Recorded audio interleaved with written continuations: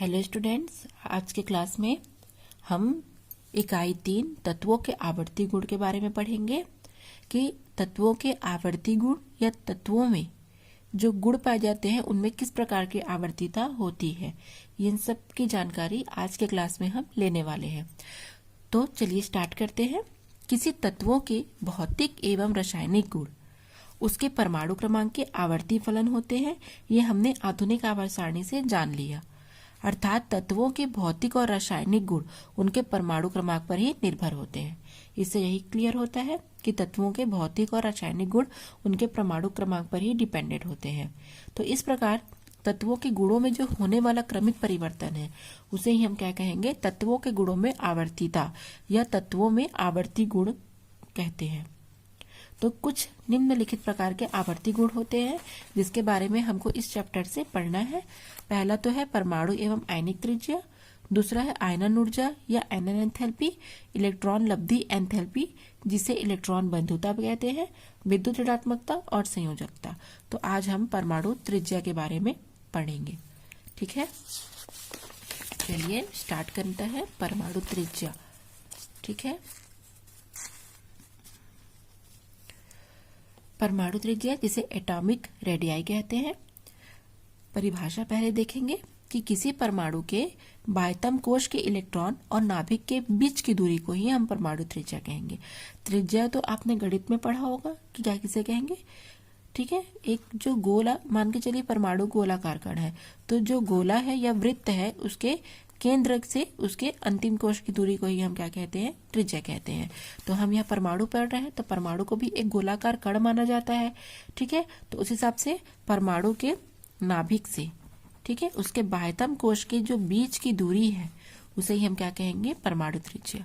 Example लेते हैं हम, मान के चलिए सोडियम का। ठीक है, तो वो निकालेंगे अगर इसका हम इलेक्ट्रॉनिक विन्यास तो 2, 8 और 1 आएगा। अर्थात यहाँ पर 2, यहाँ पर 8 और यहाँ पर 1 आ जाएगा। ठीक है, इस प्रकार से आएगा इलेक्ट्रॉनिक विन्यास।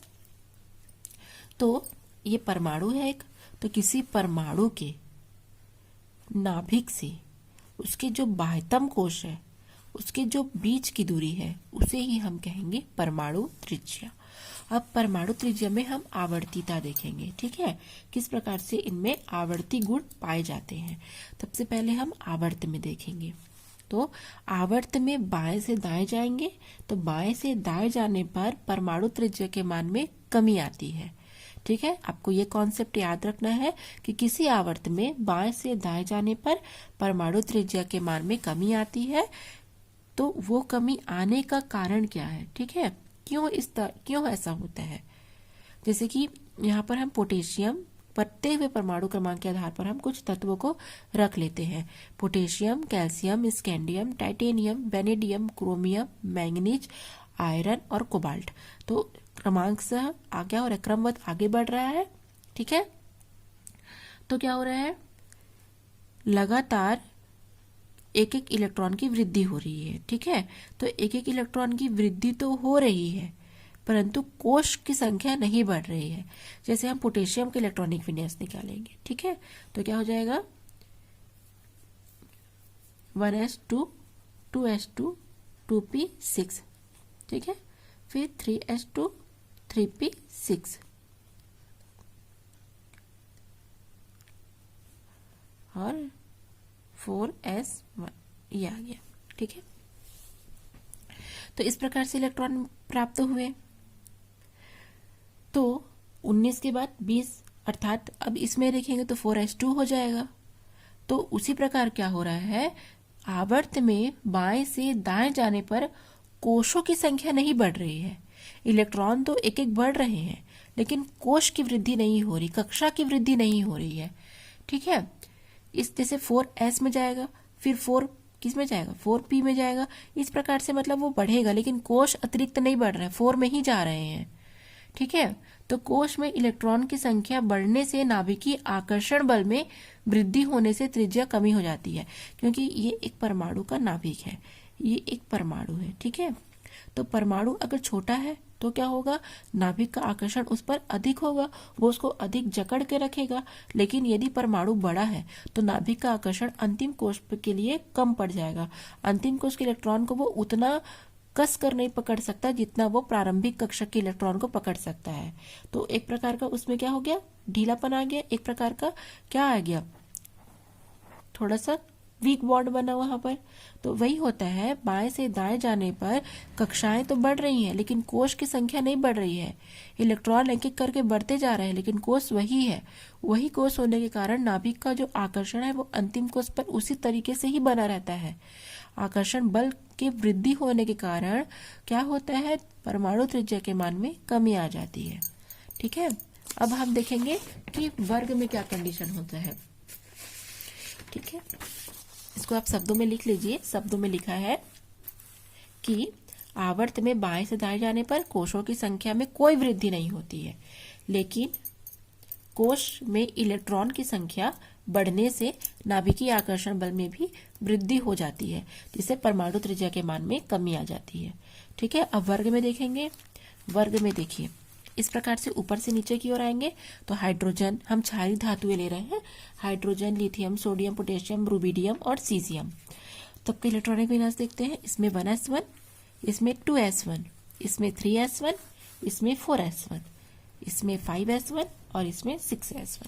इससे आपको क्या क्या पता चलता है कि सभी में एक एक कोश की वृद्धि होते जा रही है। ठीक है, वर्ग में जब हम ऊपर से नीचे की ओर आ रहे हैं तो पहले में एक कक्षक बढ़ रहा है, दूसरे में 2, फिर 3, फिर 4, फिर 5 और फिर 6, और सब में 1 1 इलेक्ट्रॉन है। ठीक है, तो क्या हो रहा है, जब वर्ग में हम ऊपर से नीचे की ओर आ रहे हैं तो परमाणु क्रमांक में तो वृद्धि हो ही रही है, उसके साथ साथ कोश भी बढ़ रहे हैं। ठीक है, जैसे पहला हाइड्रोजन में 1 कोश में गया, तो लिथियम में 2 में गया, तो सोडियम में 3 में गया, पोटेशियम में 4 में गया, रुबिडियम में 5 में गया और सीजियम में 6 में गया।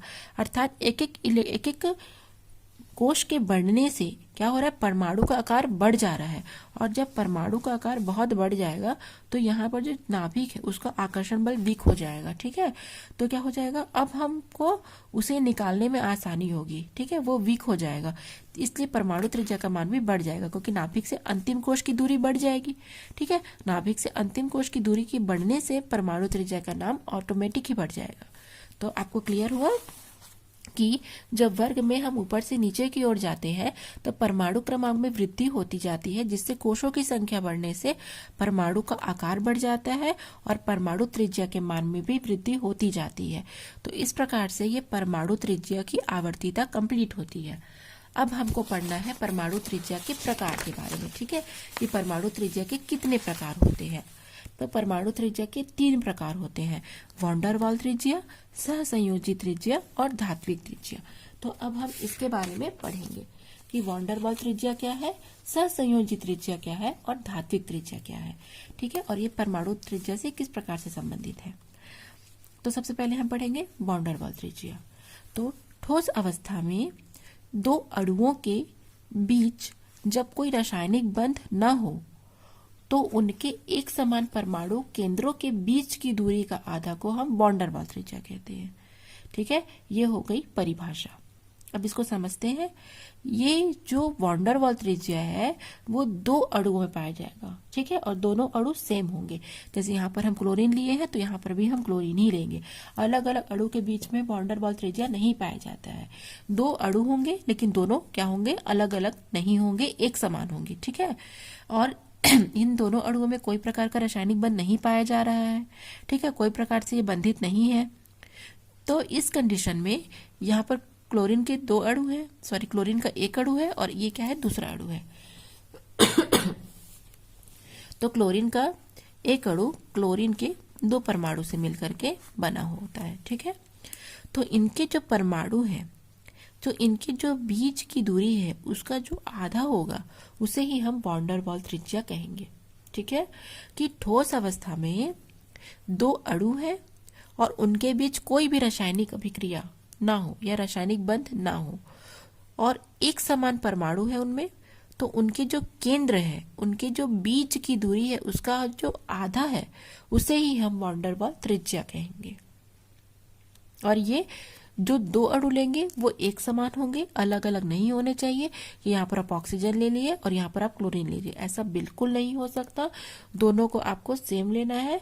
और ये जो दोनों परमाणु हैं इसके, तो एक परमाणु जो है और इसमें का एक परमाणु, इनके जो बीच की दूरी का जो आधा होगा उसे ही हम वॉन डेर वाल त्रिज्या कहेंगे। ठीक है, अब हम पढ़ेंगे सहसंयोजी त्रिज्या, जिसे हम कोवेलेंट बॉन्ड कहते हैं। तो ये क्या होगा, सहसंयोजी बंध आपको पता है किसे कहेंगे। ठीक है, सहसंयोजी बंध में जो साझे का जो इलेक्ट्रॉन होता है वो दोनों में आपस में बंटता है। ठीक है, जैसे आप मुझे एक इलेक्ट्रॉन देंगे तो मैं भी आपको एक ही इलेक्ट्रॉन देकर के संतृप्त करूंगा, तो इसे क्या कहेंगे, सहसंयोजी बंध। तो सहसंयोजी बंध से स्थापित दो समान परमाणुओं के नाभिकों की बीच की दूरी का आधा सहसंयोजी त्रिज्या कहलाता है। ठीक है, या ये डेफिनेशन दे सकते हैं कि यदि दो समान परमाणुओं में सहसंयोजी बंध स्थापित हो जाता है तो उनके नाभिकों के बीच की जो अर्ध दूरी है उसे ही हम सहसंयोजी त्रिज्या कहेंगे। और ये केवल एक ही अणु में संपन्न होता है। ठीक है, और यहाँ पर जो अणु लेंगे वो भी जैसे H और एक Cl, ठीक है, ये ले लिए, ऐसा नहीं होगा, ये भी एक समान अणु में होता है। या तो आप H2 लीजिए, या तो आप Cl2 लीजिए, या तो आप O2 लीजिए, आपको अलग अलग H या Cl ऐसे नहीं लेना है। ठीक है, ये रॉन्ग है। एक ही अणु में आपका ये क्या होगा, सहसंयोजी त्रिज्या कवर हो गया, कंप्लीट होगा कह सकते हैं हम। तो क्या कहा जा रहा है, दो समान परमाणु, जैसे ऑक्सीजन अणु है यहाँ पर। ठीक है, ऑक्सीजन अणु में दो ऑक्सीजन के परमाणु है, एक ऑक्सीजन का परमाणु ये और एक ऑक्सीजन का परमाणु ये है। ठीक है, मान लो यहाँ से यहाँ तक की दूरी R1 है और यहाँ से यहाँ तक की दूरी R2 है, तो दूरी को क्या ज्ञात करेंगे, D बराबर R1 प्लस R2। अब इसके क्या कहा जा रहा है, इसके जो नाभिक है उसके बीच की जो अर्ध दूरी है अर्थात आधा हो जाएगा 2, तो इसे ही हम क्या कहेंगे, सहसंयोजी त्रिज्या कहेंगे। ठीक है, कि दो समान परमाणुओं में यदि सहसंयोजी बंध स्थापित हो रहा है तो उनके जो नाभिकों है उनके जो बीच की अर्ध दूरी है उसे ही हम सहसंयोजी त्रिज्या कहेंगे, और वो एक ही अणु के समान दो परमाणुओं में संपन्न होगा। तो वॉन डेर वाल त्रिज्या और सहसंयोजी त्रिज्या में एक बेसिक डिफरेंस आपको मिल गया यहाँ पर कि वॉन डेर वाल त्रिज्या दो अणुओं में संपन्न होता है और सहसंयोजी त्रिज्या एक ही अणु में होता है। ठीक है, तो आपको ये याद रखना है क्योंकि बहुत ही कंफ्यूजन होता है बच्चों को बाद में सहसंयोजी और वॉन डेर वाल त्रिज्या में। तो ये दो अणुओं के मध्य होगा, दो अणुओं में समान परमाणुओं में क्या होगा, नाभिकों के बीच की दूरी जो का आधा होता है उसे हम वॉन डेर वाल कहते हैं, और इसमें एक ही अणु होगा, एक ही समान अणु में दो परमाणुओं के, ठीक है, नाभिकों के बीच की दूरी का आधा को हम सहसंयोजी त्रिज्या कहेंगे। अब हम लोग धात्विक त्रिज्या पढ़ेंगे। धात्विक त्रिज्या, जिसको हम मेटोलिक रेडियस भी कहते हैं या क्रिस्टल त्रिज्या भी इसे ही कहा जाता है, किसी धात्विक क्रिस्टल में दो निकटतम परमाणुओं के नाभिक के बीच की दूरी का आधा या नाभिकों के बीच की अर्ध दूरी को ही हम क्रिस्टल त्रिज्या या धात्विक त्रिज्या कहते हैं। तो धात्विक त्रिज्या में क्या होगा, दो निकटतम, ठीक है, क्रिस्टल होगा, क्रिस्टल में पाया जाएगा, धातुओं में पाया जाएगा।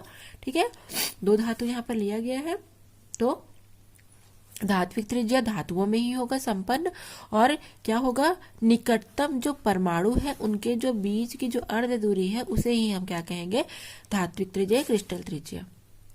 ठीक है, यहाँ पर आप लोग को कुछ चीजें याद रखनी है कि वॉन डेर वाल त्रिज्या है वो दो क्या होगा, दो अणुओं में होगा। सहसंयोजी त्रिज्या एक ही अणु में जो सहसंयोजी बंध बना रहे हो ऐसे परमाणुओं के मध्य संपन्न होगा, और धात्विक त्रिज्या में धात्विक या क्रिस्टल जो होंगे उनके जो परमाणु होंगे उनके जो नाभिक के बीच की दूरी का आधा होगा उसे हम धात्विक त्रिज्या कहेंगे। ठीक है, तो यहाँ पर क्या हो गया, D/2 है ना दूरी, यहाँ की मान के चलो R1, यहाँ की चलो R2, तो R1 प्लस R2 हो जाएगा, तो उसका बीच की जो अर्ध दूरी है तो क्या हो जाएगा, अपॉन 2 हो जाएगा। ठीक है, तो इसे हम क्या कहेंगे, धात्विक त्रिज्या कहेंगे। अब हम तीनों प्रकार की त्रिज्याओं की तुलना कर लेंगे। ठीक है, तो त्रिज्या की तुलना करेंगे तो सबसे अधिक त्रिज्या वॉन डेर वाल त्रिज्या होती है, फिर धात्विक त्रिज्या होती है और सबसे कम सहसंयोजी त्रिज्या होती है। आपने देखा है वॉन डेर वाल त्रिज्या, वॉन डेर वाल त्रिज्या दो अणुओं में होता है, इस प्रकार से एक अणु और इस प्रकार से दो अणु, इन दोनों के बीच क्या होगा, तो जाहिर सी बात है इसमें त्रिज्या ज्यादा है। धात्विक त्रिज्या में भी दो क्रिस्टल होंगे, लेकिन इसमें क्या होगा, एक ही अणु में दो परमाणुओं के मध्य होगा। तो सबसे अधिक त्रिज्या वॉन डेर वाल त्रिज्या, उसके पश्चात धात्विक त्रिज्या और सबसे कम सहसंयोजी त्रिज्या। तो इसके जस्ट अपोजिट इनमें पाए जाने वाले बल होंगे, जैसे सहसंयोजी बल सबसे अधिक होगा, फिर धात्विक बल और अंत में वॉन डेर वाल बल। इसका भी कारण मैं आपको बताती हूँ। चूंकि जो ये वॉन डेर वाल त्रिज्या है, तो इसकी त्रिज्या क्या है, बहुत अधिक है। इसके दो परमाणुओं के जो नाभिक के जो बीच की दूरी है वो बहुत ज्यादा है। तो बहुत ज्यादा होने से क्या होगा, नाभिक का जो इस पर प्रभाव होगा वो वीक हो जाएगा, अर्थात इस पर जो बल पाया जाएगा वो वीक बॉन्ड होगा, वीक बल होगा। तो ये क्या होगा, एक प्रकार का दुर्बल बल होगा। और सहसंयोजी बल क्या होगा, सहसंयोजी बल में त्रिज्या बहुत कम होगी, त्रिज्या के कम होने से उस पर जो बल आरोपित होगा वो बहुत ज्यादा होगा, ठीक है। और धात्विक त्रिज्या में भी क्या होगा, एक प्रकार से वीक पाया जाएगा। क्यों, क्योंकि ये भी कुछ हद तक एक दूसरे से, जो इसकी त्रिज्या या दूरी है वो एक दूसरे से कुछ अधिक है, ठीक है। सबसे अधिक वॉन डेर वाल त्रिज्या में है दूरी, तो यहाँ पर जो बल होगा उतना ही दुर्बल होगा। धात्विक त्रिज्या में कुछ कम होगा, और सहसंयोजी त्रिज्या में जो सहसंयोजी बल होगा वो बहुत अधिक होगा, ठीक है। तो आज का ये क्लास हमारा यही खत्म होता है। आप प्लीज अच्छे से मन से स्टडी कीजिए, नोट्स बनाइए। कुछ भी डाउट होने पर आप मुझे नोटिफिकेशन में आप क्वेश्चन पूछ सकते हैं। Thanks for watching.